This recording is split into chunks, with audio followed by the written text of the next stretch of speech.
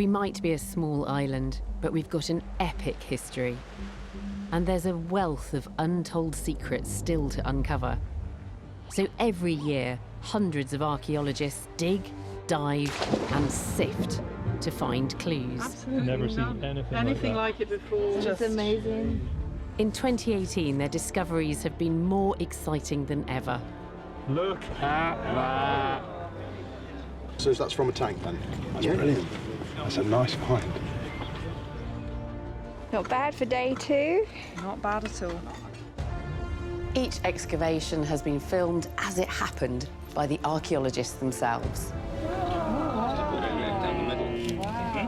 Their dig diaries mean that we can be there for every exciting moment of discovery. And you imagine him looking over his shoulder, trying to get away from the enemy aircraft through that. I'll be in the lab where the teams will bring in their finds from pottery and metalwork to human remains, and we'll take a closer look to find out what these new digs can tell us about our ancestors. Look at that. Be very careful. I will be careful. Oh my goodness. While archaeologist Raksha Dave looks into the analysis that goes on long after a dig is finished. Somebody stabbed her in the back of the head. What an awful way to go. Welcome to Digging for Britain.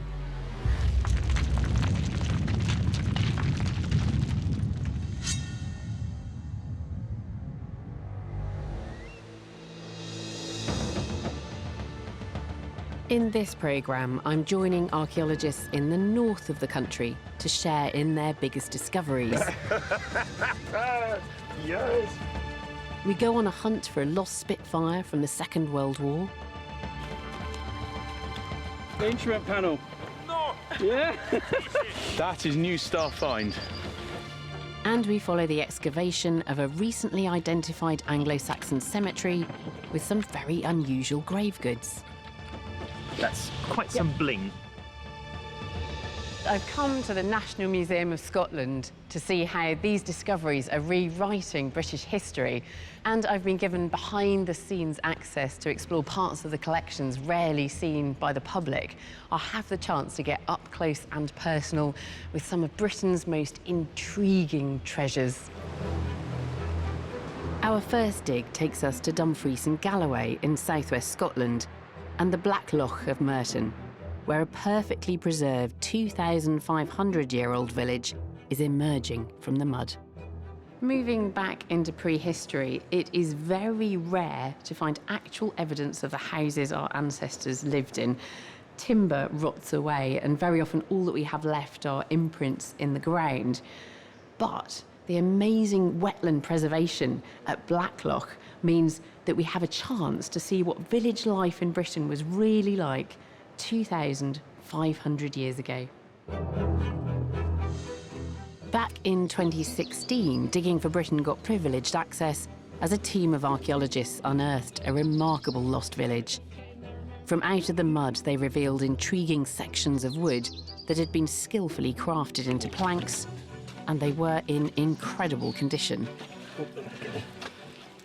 Wow, that's amazing.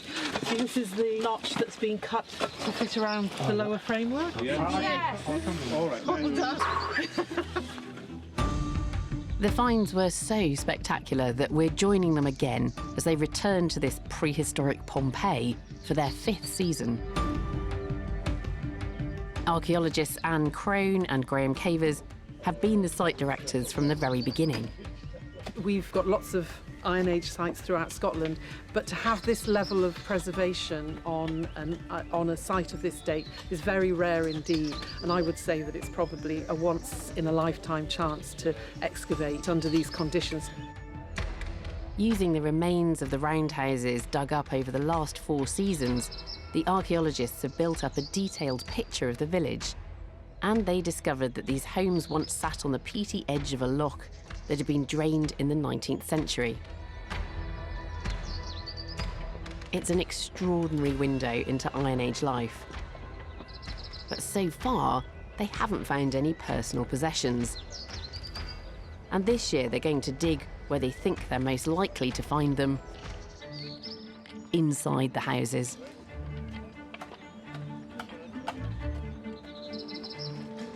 They soon make a remarkable discovery. An intact floor made of woven rushes and withies. This is ancient matting. It looks like chipboard. It's so fresh. It's just layer upon layer of brush, sedges, reeds and things like this, which have just been compacted down.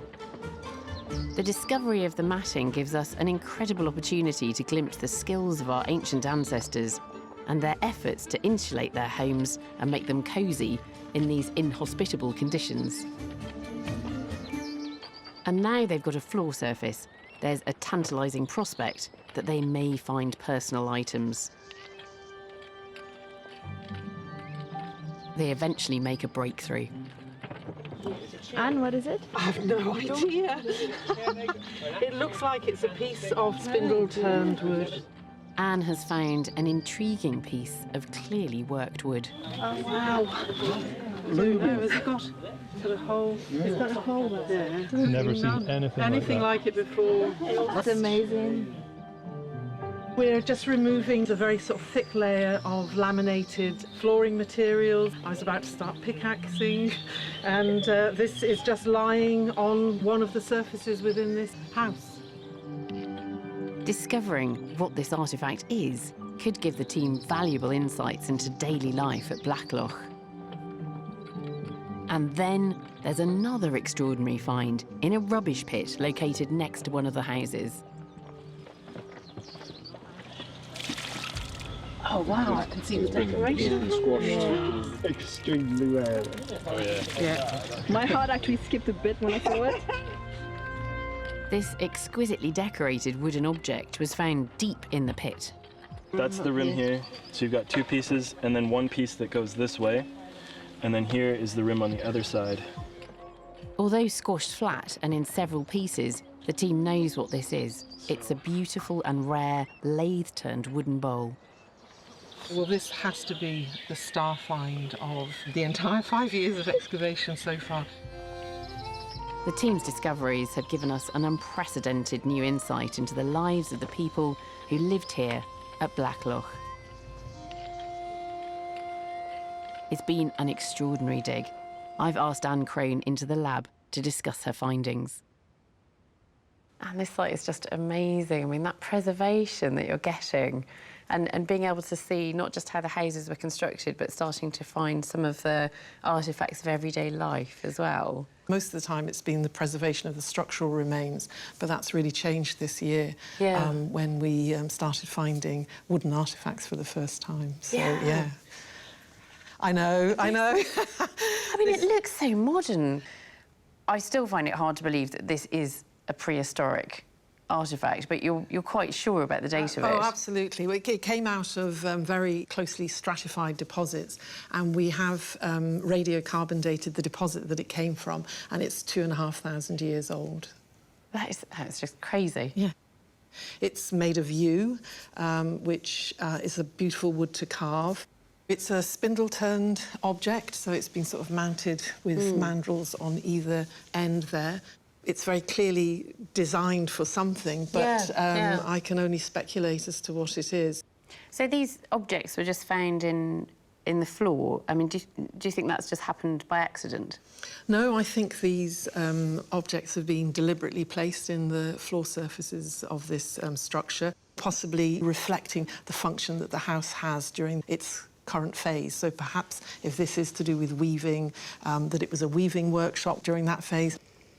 And that's a beautiful bowl. So this is a turned bowl which has then been decorated.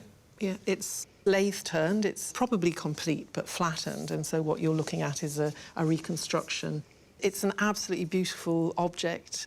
It seems to be unique in the UK at the moment. I've not heard of any other lathe-turned bowls. Its shape and the decoration, which is stunning, is really unusual. Never seen anything like that before. Until we found this, we didn't have very clear evidence for lathe turning in the Iron Age, but it's very clear from this bowl that not only were they doing it, but they've been doing it for a very long time, because this is so accomplished. Yes, so they're very good at it. And similarly with the baton as well. How extraordinary to turn up those two objects, which, as you say, are utterly unique in Britain in one digging season. Yeah. You wonder what, you know, what else is out there. We're going to be able to look much more carefully at what's going on inside the houses, what sort of activities are taking place, and get closer to the people. And how wonderfully close you got this year with that bowl and this, whatever it is, strange but very beautiful object. Answers on a postcard, please. Yeah, yeah. The dig at this very special Iron Age site allows us to see that our prehistoric ancestors were perhaps more technologically advanced than we've previously thought. Our next investigation takes us on the hunt for an RAF Spitfire lost on a World War II reconnaissance assignment. And it sheds light on a forgotten hero. On the 5th of March 1942, Flight Lieutenant Alistair Gun took off from the RAF base at Wick in northeast Scotland. He was on a highly dangerous top-secret mission ordered by Winston Churchill, and it was a mission that he wouldn't return from alive. Gun was tasked with monitoring the activity around the German battleship Tirpitz, which Hitler was using to intercept the Allied forces' merchant fleet.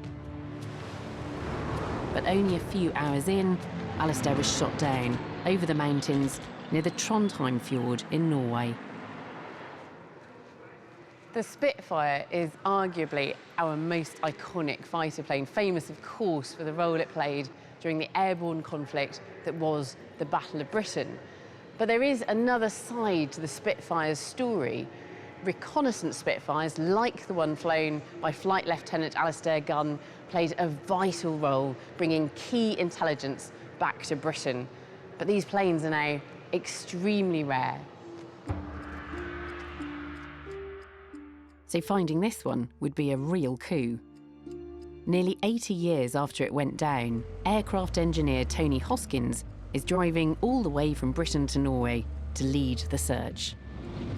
It's the earliest model photo reconnaissance machine that was designed, so we know we're onto something really quite special here. So it is literally on the other side of that hill. I'm very excited. With a team of historians, engineers and aviation enthusiasts, Tony hopes to find the exact spot where Gun's plane crashed, bringing us close to the gritty realities faced by the RAF's brave reconnaissance pilots. It's a daunting task, and the team have only 3 days to find and recover the plane. Anxious. Definitely anxious. It's 3 kilometres and about 1,000 metres climb, and of course we're coming back down with a significant amount of Spitfire. Tony knows that Gun's plane was shot down somewhere over these mountains, and he's narrowed down the location using German accounts and local reports to find the crash site. I've just stood on a piece. There's more here, there's steel down there, it's just everywhere. Luckily for the team, there's more wreckage than they'd ever hoped for. This is the radiator door, and that's really lovely. Considering it's sat here for 76 years, that's in astonishingly good condition. Suddenly, one of the team finds something that brings them even closer to Flight Lieutenant Gun's final moments before he bailed out. So this is a piece of the canopy, the perspex. So this was last looked through by Gun, 5th of March 1942. And you imagine him looking over his shoulder, trying to get away from the enemy aircraft through that. Absolutely fantastic to find a bit of canopy. Every piece that they salvage will help reveal how this particular Spitfire was stripped back and streamlined as a reconnaissance machine. That's amazing. Very good fun. Yeah, because that's almost the mount for its headrest. You can't get more in the cockpit than that. Star item. Because that is a brilliant piece. With nearly 19 hours of daylight in Norway's summer months, Tony and his team could just keep digging, but they know they've got to leave enough time to carry the recovered pieces back down the mountain. The next morning, they're back. This looks like the oxygen bottle. 1940 date on it. These oxygen canisters allowed the reconnaissance pilots to fly higher than their fighter counterparts. The discovery of key reconnaissance items is a boost, but Tony soon realises that they need to widen the search area. So we were hoping that a lot of it had gone bang into here, whereas it appears it's exploded and scattered over a wide area. Although the team now have more ground to cover, the new search area pays dividends. Shit. There we go. Well done. Head on. Instrument panel. Yeah. This is what they call the blind flying panel from the middle of the cockpit. This is the artificial horizon with its casing. So when you're flying in cloud, he would be able to know whether he's banking, climbing or descending. That is new star find. Alistair Gun's blind flying panel. Very careful. That's the aeroplane portion. And that, oh look. Artificial horizon? Artificial horizon. What do you want to find? Say something directly relates to him. The instrument panel. And it's in one piece. Can't believe that. I really can't believe that. Amazing, isn't it? They're clearly delighted to have found such a recognisable fragment, the instrument panel from Gun's cockpit. Well, thank you very much. We've had a fantastic day. We've managed to get about 2/3 of what we found today off, but we think the new areas that we found around are going to continue to give. It's the final day of the dig and the team have only hours left. But what they want more than anything, what for them is the holy grail, is the reconnaissance camera. Oi! Wow! Wow, what's this? Oi! This is maybe some electrical coil, maybe? Tony. This is interesting. Cameras could be here. The writing on the top says heater, front, lens, camera. 14 and 20-inch lenses. That's right, camera f/24. So it carried 14-inch lens. Could you find the film, please? Yeah. We'd like to get it developed. Yeah, no problem. Finding the camera mount takes the team right to the heart of Gun's mission. The photos taken by reconnaissance Spitfires played a key role in the Allies' success. But of course the photos from this camera, as Gun himself, never made it back. I've invited Tony Hoskins and colleague Mark Hillier into the lab to take a closer look at this strategically important plane and to uncover the story of its brave pilot. Tony, I think the first question to ask is, how on earth did you know where to start looking for this Spitfire? Well, it was a long process. We had the combat report from the German who shot him down, so we knew a rough area to start looking in, and then thankfully local knowledge proved to be the way forward. Although it's not a big aeroplane when you compare it to a mountain, it's going to be all in the same kind of area. It ends up being a bigger area than we thought, but we came away with 70% of the aeroplane. So what are we looking at here? Which part of the aircraft is this from? So this section is from the wing. So this is wing skin on the top, and what's interesting about this part is that you can see the PR blue.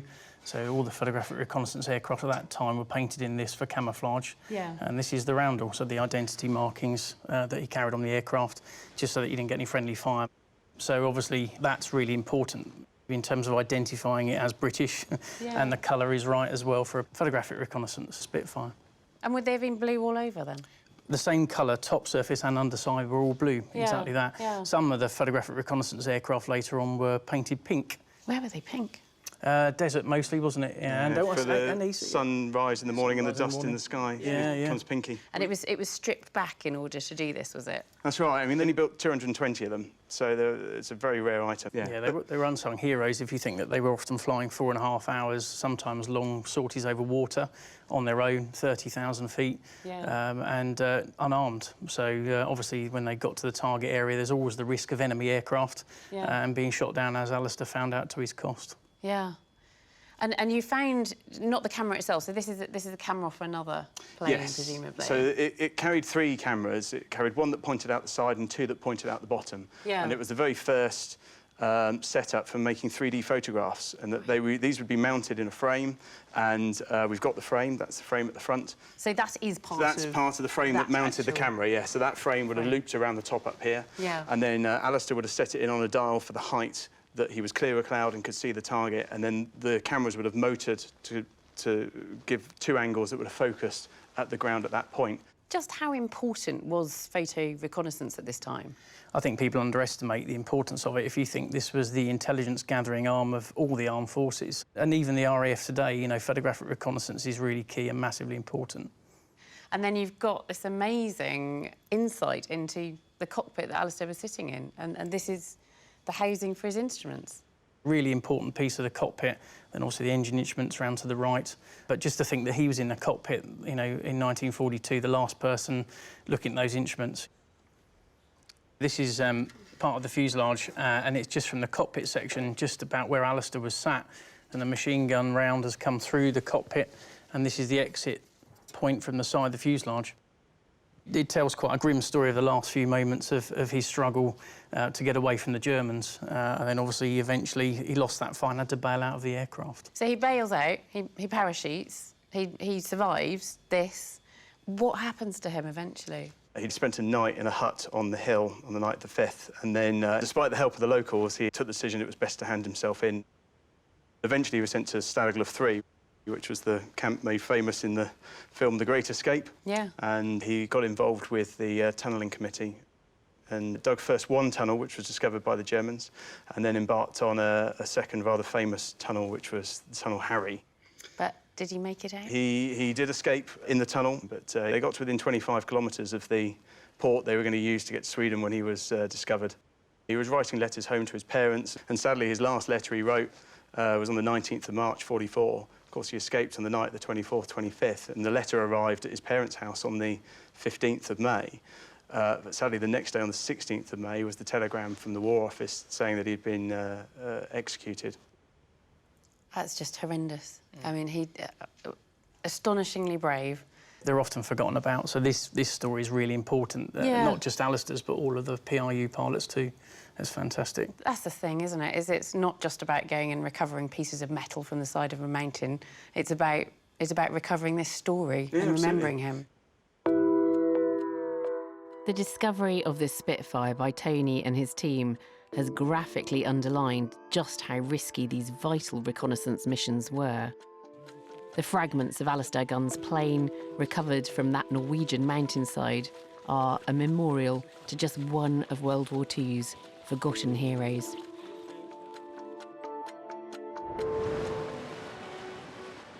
Our next investigation takes us to the Roman fort of Vindolanda in Northumberland. Vindolanda is near Hadrian's Wall, the northernmost frontier of the Roman Empire.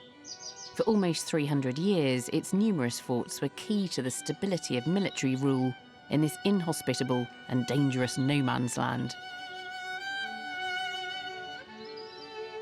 Roman sites are invariably rich in finds, but very few in Britain have delivered the sheer range of artefacts that we've found at Vindolanda, from swords to sandals and even handwritten notes from the soldiers themselves. Now, people have been digging at Vindolanda for decades, revealing the rich and layered history of the Romans in Britain. But can this year's dig uncover fresh insights about a particularly turbulent episode during those centuries of Roman rule? This summer, archaeologists have been digging into the ditches, Vindolanda's frontline defences, where the discoveries have been spectacular. Look at that beauty. And it's all down to the anaerobic conditions in this soil. Behind the scenes, post-excavation work is transforming our knowledge of one of the most turbulent times in the history of Vindolanda, the 2nd century Civil War. Archaeologist Raksha Dave is getting a privileged look at the conservation work taking place during this year's digging season. Every archaeologist dreams of working on a site like Vindolanda. Each object that's uncovered is so precious that it makes their post-excavation labs like the emergency rooms of archaeology. Each object needs conservation immediately, or else its secrets could be lost forever. I'm going to follow the process of conservation from start to finish. But while I wait for something to turn up in the trenches, I've met up with site director Andrew Burley to find out more about this year's mission. Andrew, what are you actually concentrating on this year? Well, we're focusing at the end of the 2nd century and the beginning of the 3rd century, when we have a Roman army in Britain trying to suppress rebels, but they're also fighting amongst themselves. In the ditches, we're getting evidence of things that are tossed away during that very brief but intense period of time. And it's a little sort of Vindolanda Pompeii, because it's only occupied for a few years, but everything is sealed, so it's giving us a lovely slice of life. Back in the trenches, the digging team make a discovery in the 2nd century Antonine ditch. So Andrew and I head over to see what they found.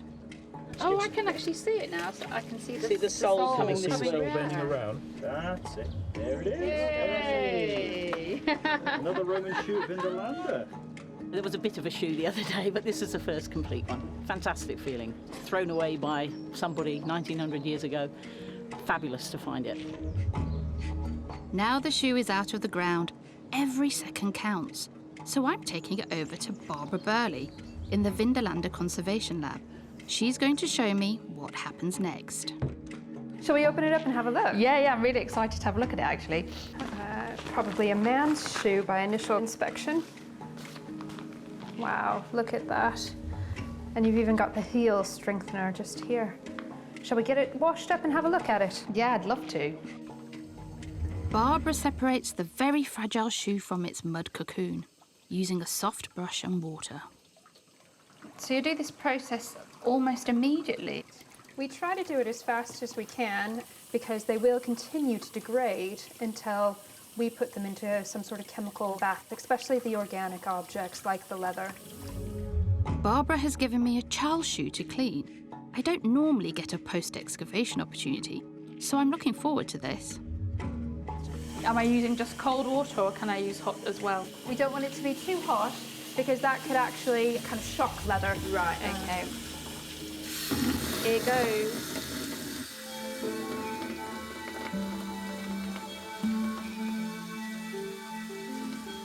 The next step is to put them in these mesh bags that we've got.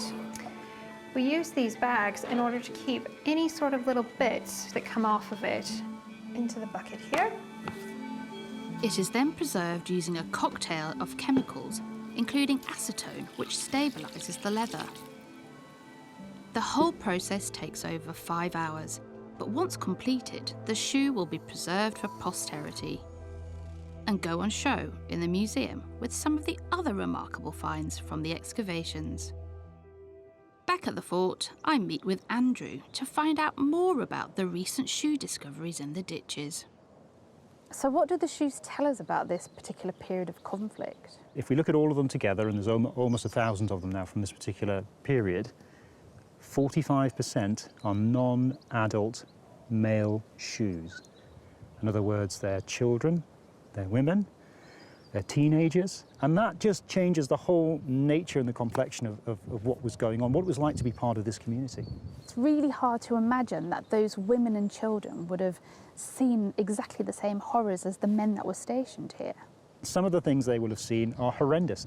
We have evidence here of people who've had their heads cut off and mounted on poles on the ramparts. And if you're a little child running around, that's the kind of thing that you're going to see.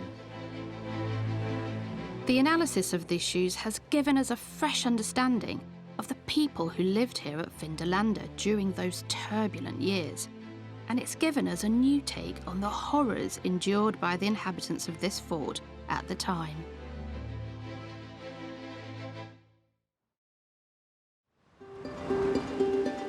Our next dig takes us to Scremby on the tip of the Lincolnshire Wolds, and a discovery which could fill in some gaps about what we know about Britain after the Romans left, a period sometimes known as the Dark Ages.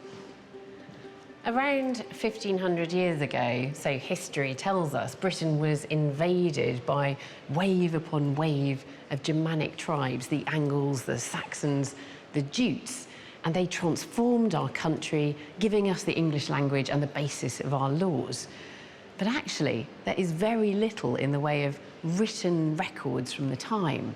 So if we want to understand Anglo-Saxon society and its cultural connections, we have to turn to archaeology. And this next excavation gives us a chance to find out more. Last year, local landowner and metal detectorist Jim Hoff was exploring fields next to his home where he came across some rare and intriguing objects. A small team of archaeologists from the University of Sheffield started to investigate, and it wasn't long before they uncovered some graves dating to the late 5th, early 6th centuries, packed with jewellery and other precious goods. The discovery was so rich and so intriguing that this year they're returning for a full excavation led by Hugh Wilmot. Here we are at Scremby, and let's go and look at the site. So one of the questions we've got here is, the people who are buried here, were they born here in Lincolnshire? Are they sort of second-generation migrants? Or perhaps their ancestors have always lived here and they've just adopted new styles and fashions of the incoming Anglo-Saxons? And these are all questions we can hopefully answer from the grave goods they've been buried with, but also some of the science we can do back in the lab. Analysing the skeletons and the objects buried with them should provide insights into whether these people were British natives or immigrants. The team has stripped a large area and have already identified a number of graves in the ground.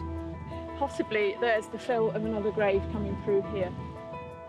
After last year's dig, they're expecting some great finds from the site, and they're not disappointed. It's the second day, and we've just started excavating some of the graves. And here we've got one leg running down here, quite a large femur there, and lying right next to it here is a huge spearhead. And it dates to about 525 to about 550 AD, and it's the largest kind of spear you're going to see in the Anglo-Saxon world.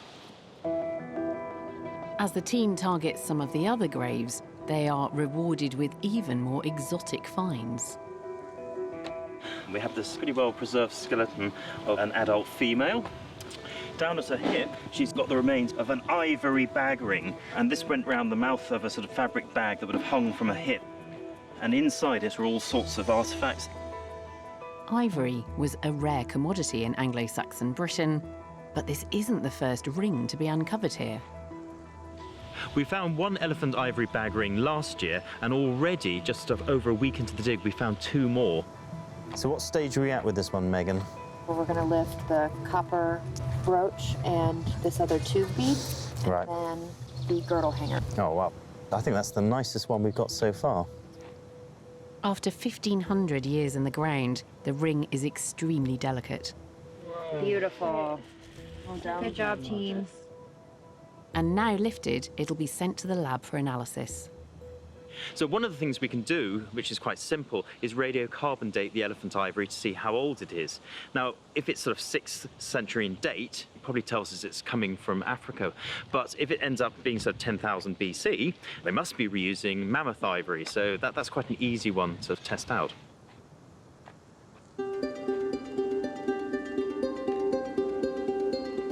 And pieces of exquisite jewellery are turning up in further female graves.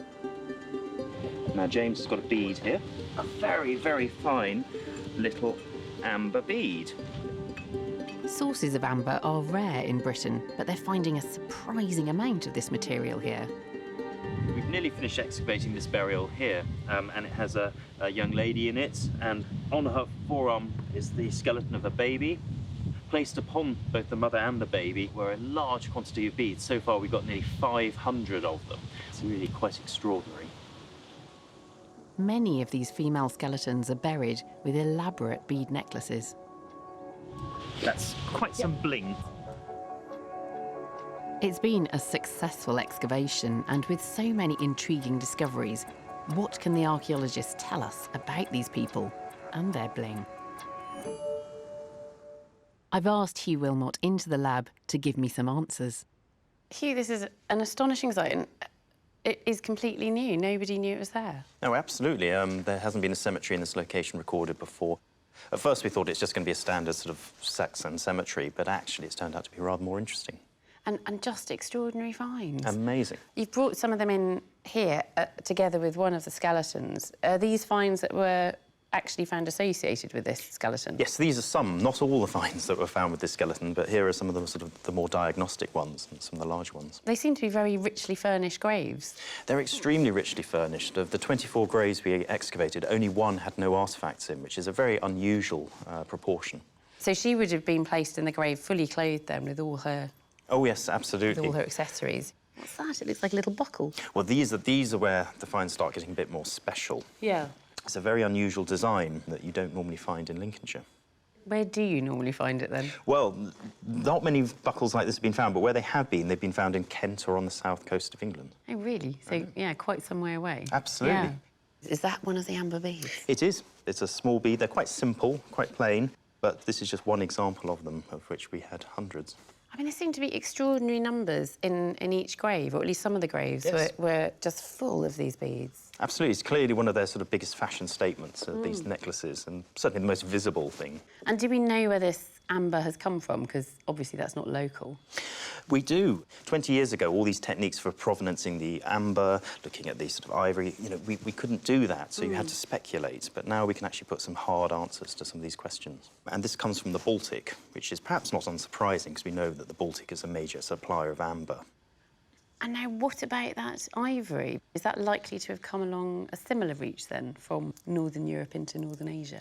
Well, that's an interesting question, because in the past, people have speculated that perhaps, because you've got an amber trade coming from the Baltic, that perhaps ivory was coming in the form of mammoth ivory from Siberia, where it's preserved in the permafrost, and perhaps the same trade routes are bringing that ivory. But we've done radiocarbon dating on this ivory, and it's clearly contemporary to the Anglo-Saxon cemetery, so it must be an elephant. Yeah, because mammoths weren't there at this time. They've been extinct for 10,000 years. So, you know, this has come from either Africa or maybe even India. And what about the individuals themselves? Because you can provenance the amber and the ivory. There's a chance of provenancing these individuals. So do you have any results from that yet? We do, and that's what's so exciting. Previously, we've kind of speculated where these people may have come from, whether they're perhaps, you know, locals who have adopted new fashions, or have they actually migrated from, you know, northern Germany, from Denmark. And we've done isotope analysis on this individual, and we came up with quite a surprising result. They're not from Lincolnshire, but they're not from further afield in terms of across the North Sea. This individual grew up on the south coast, Kent, perhaps around as far as Brighton, that kind of a region. Really? Yeah. So I mean, isn't it extraordinary to have that level of biography of somebody? Absolutely. That you know that as a young girl she was living down in the southeast, and then she moved northwards and ended up in Lincolnshire. Yeah. For me, this is where she came from. She's wearing things still, which hark back to her childhood in Kent. Absolutely, absolutely. So there's a memory that lingers. Yeah.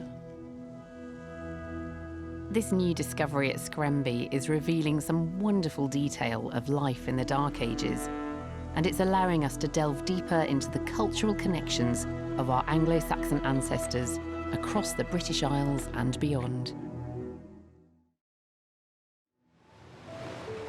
Our next dig diary takes us to the furthest reaches of northern Scotland and the remote island of Rousey in Orkney.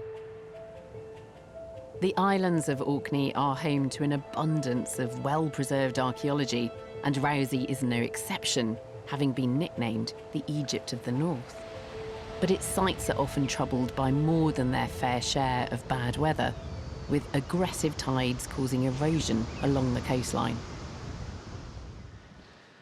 But sometimes with destruction comes discovery.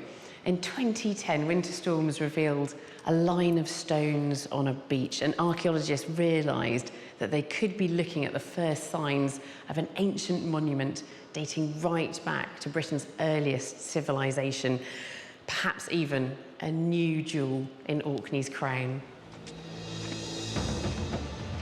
This summer, the team is back on site for their 8th season, and they're led by Steve Dockrell and Julie Bond from the University of Bradford. Orkney is peppered with incredible prehistoric sites, and the team already believe that they've found something very special here on Rousey, a Neolithic tomb dating back more than 4,000 years. Photos taken just a few years ago show the circular walls of the monument.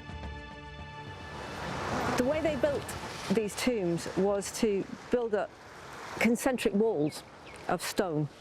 So you end up with a kind of a big mound, and over the years you end up with something like a green hill. But these rings have now been reduced to rubble. Much of the monument has already been destroyed by the sea. It's heartbreaking that we're watching this thing disappear, but it gives us an opportunity to excavate and to pick this apart and to really understand how these were built. This golden opportunity should provide invaluable clues into the monument's construction and use over time before it is lost to the waves forever. Well, this is the second day of uncovering the chambered tomb. We're a little bit worried as to how much is still left. Although this passage is still here, it looks from the angle as if some of the lower parts might have disappeared. Once they've removed the protecting stones laid over the site, the team are down to the well-built walls of the tomb. The wall goes off down onto the beach, curves around in a huge arc and comes back again. This seems to be the doorway. And as they dig through into the passageway, the archaeologists uncover some tantalising clues as to the tomb's internal construction. My Lord! Wow, look at that! That's huge! As they've gone back into this area here, enormous great stones have appeared, and they are absolutely massive. We're talking about something before they broke that would be about this wide. So that's got to be roof of something, a lintel from something, which is really interesting. These huge slabs would have spanned the width of the passageway, and they remind us that our Neolithic ancestors were skilled engineers. The team wants to locate the central area of the tomb, so this year they've been given an opportunity to move further landward. But it's already thrown them a monumental curveball. As the team excavate down through the mound's central top layers, they come across evidence that just doesn't add up. Someone seems to have made this tomb into a home. Well, this is the surprise this year. This is the thing we didn't quite expect. It looks like we've got an Iron Age house right in the top of the tomb. You can see there's a series of upright stones going round in an arc, and then there's another wall, quite a big wall, coming round this way as well. This new evidence suggests that the Neolithic tomb, which housed the dead over 4,000 years ago, then became a home to the living 2,000 years later. The new circular feature indicates that this is an Iron Age roundhouse constructed deep into the central parts of the monument. The insertion of this younger building into the original structure is a revelation for the archaeologists, who now believe that this wasn't the only new build in the area.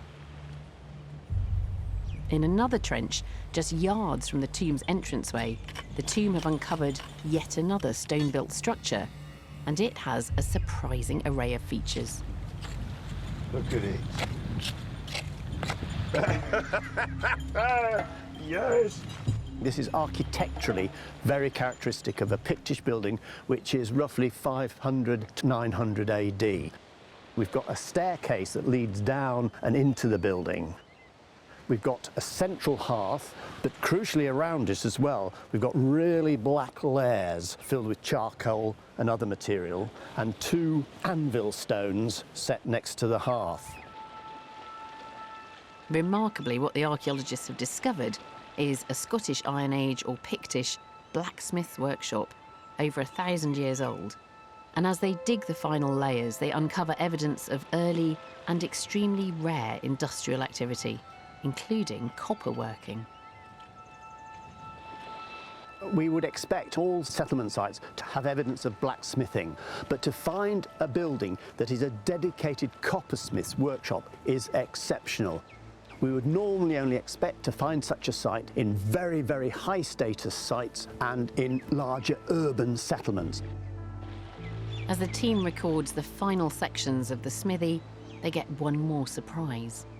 There are greasy finger stains on one of the anvil stones, an incredible link straight back to the blacksmith who worked in this building over 1,000 years ago.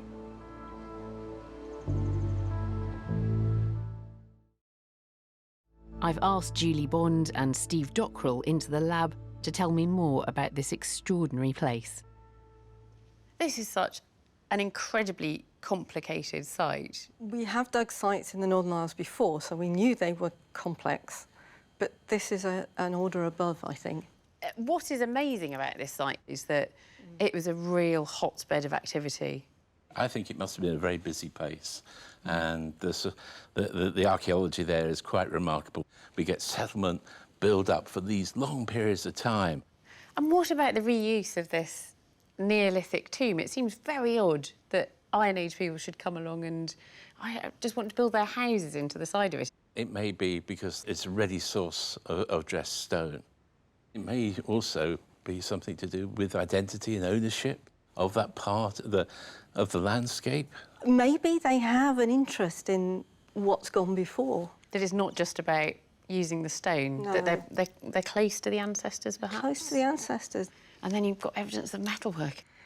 This is probably part of the tuyere, which is basically usually a piece of stone or a block of clay that you put the bellows through. It's to protect the bellows from catching fire. Right. So that you can pump air into your hearth to get the temperature up high. Yeah. So we actually know where the smith was sitting and where the person working the bellows, was sitting in that little building. Yeah, yeah. See how they've lived their lives in those places, which and is... see where people have kneeled. Yes. I mean, That's right. I was amazed by that. Yes, that must be a it's very absolutely rare fantastic, find isn't it? indeed. I mean, you can see those fingerprints there, and you can see these carbon splodges where we think the smith would have been kneeling up against it. Yeah. This is a beech cobble that's been used as a hammerstone, and they're incredibly strong. So they make ideal anvils. Yeah. And we only found these finger marks when we cleaned it. It was totally invisible when we were excavating it. How have they survived? It would have been dark, the metal would have been glowing, it would have been hot, smoky, lots of carbon, lots of sweat. So kind of grease and soot together, staining the stone. I don't think I've ever had quite such a vivid understanding of how somebody used a building. We can actually piece together exactly how people operated. So that's quite an unusual thing for archaeology, to be able to place people into it. The sort of place that people coming to Orkney would have heard about, would have known about. Would have known about. It was a highway. It was a gateway to the Atlantic going out. Go that way and that's all you have in front of you, is the Atlantic. Turn left and you're heading towards the rest of Scotland and down through the islands towards Ireland. Turn right. You're heading to Scandinavia. Yeah. And of course that was so important in the Viking period. This gateway works both ways because the Vikings we know were certainly settled nearby, possibly on this site, because first generation Vikings were buried close to this site. And so it's a bit of a temptation, isn't it, if you're sailing past this wonderful site with the, with its own coppersmith and all these indications of wealth, and you're a Viking in a longship. Are you going to leave that alone? These new discoveries on Rousey show that, far from being a remote group of islands, Orkney was a vibrant and busy hub which was occupied by wave after wave of people for thousands of years through prehistory. At the National Museum of Scotland, they have further evidence of this activity. The collection centre houses some 12 million objects, and amongst them is an artefact that speaks of the enduring importance of Orkney, sitting right at the centre of a maritime network that continues into the Viking period. The Westness brooch was found in 1963 in a Viking burial not far from the Neolithic tomb on Rousey. I've met with early medieval expert Dr. Adrian Maldonado, who's going to tell me more about this exquisite object. So, Adrian, these objects all come from the same grave, and usually I'd be fascinated in these beautiful brooches, but they're slightly eclipsed by this amazing object. Not only is this the best example of a brooch pin of its kind, the entire grave is the richest female Viking burial in Scotland. The technology of filigree, that sort of dotting of gold into beaded wire, that's something that we're getting from Anglo-Saxon metalwork at this time that is then adopted into Irish and Scottish metalworking. Here you can see the head of a kind of beaked creature, and then you have this amazing sort of wolf head, a sort of ferocious creature. Yeah.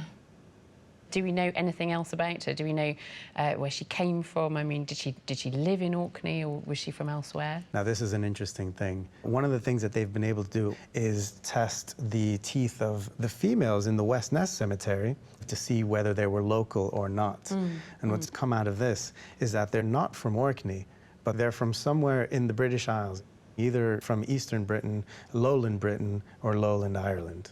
So they're not local then?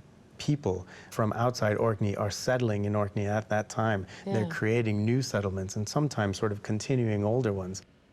So Orkney was a great place to be. It was right at the centre of this Viking world. Absolutely. If you're involved in long-distance sea trade, Orkney's where you want to be.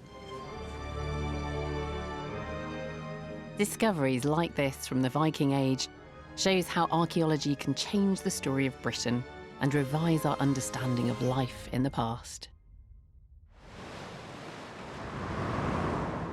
Our final dig takes us to the city of Salford, where archaeologists are delving into the heartland of Britain's Industrial Revolution to uncover the largest jail in Georgian England.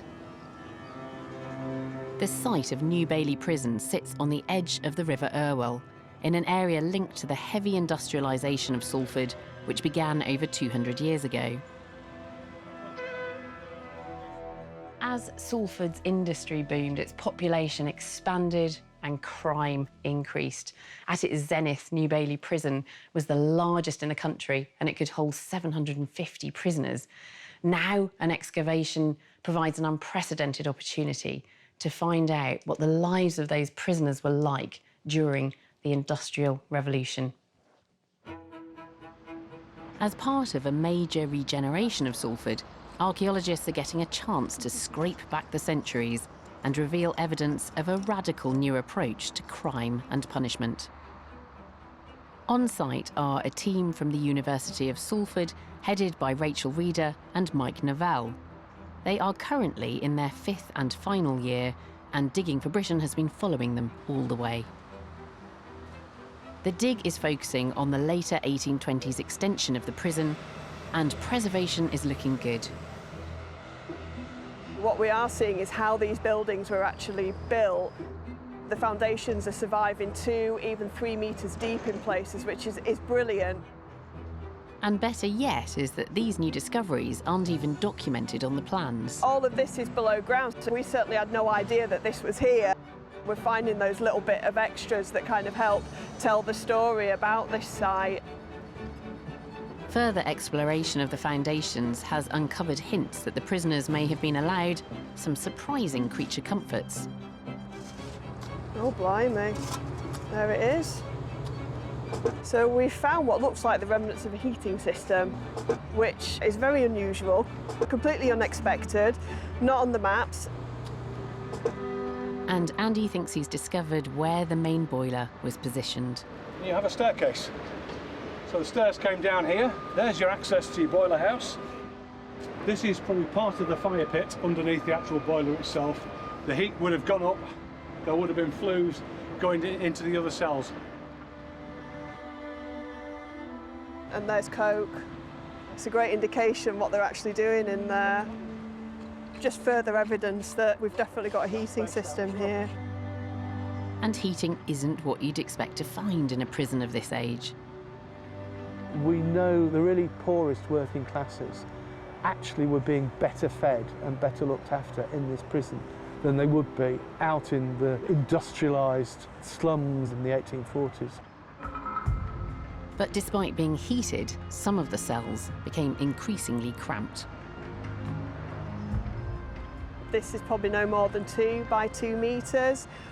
More than one person would have had to have slept in here, possibly up to 3 people at one point.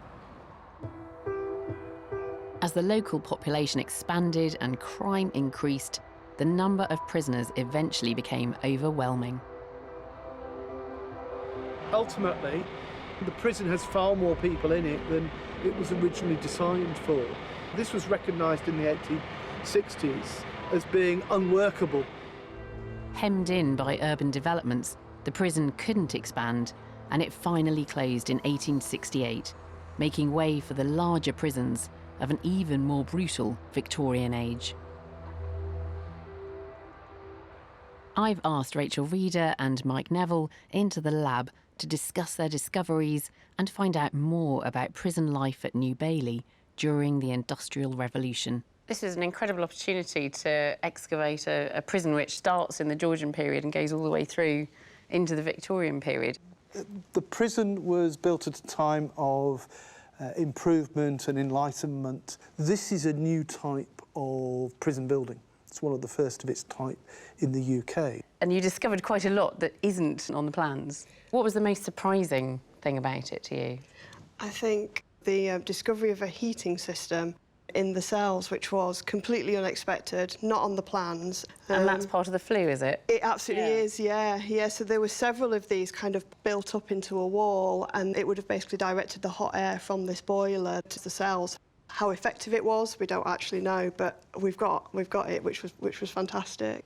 And in terms of what life was like for the prisoners, it can't have all been a bed of roses, surely, living in a prison like that.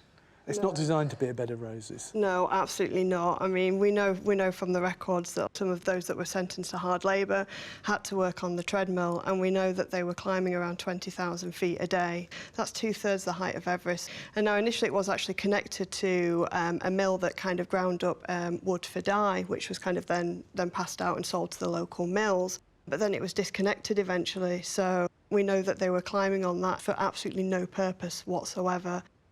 And what about the population in the prison? Who would have been there? What kind of cross-section of society?